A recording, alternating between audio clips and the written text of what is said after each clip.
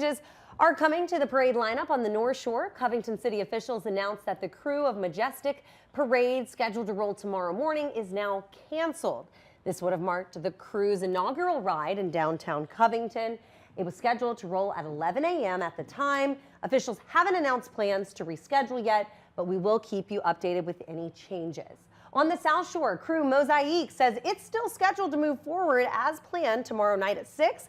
The walking parade will march through the French Quarter for its second year, and parade goers can look out for 10 walking groups, all featuring creative DIY elements or references to history and culture. The crew says it will also unveil a new signature throw, something to look forward to. Revelers can collect decorated mosaic fragments from each sub-crew to create their own unique art piece. Okay, that is so cool. The parade will follow a 12-block route starting at Armstrong Park and ending at St. Philip Street. So some good information there about some changes because of the ice and snow, but we all know that the end results of using clay,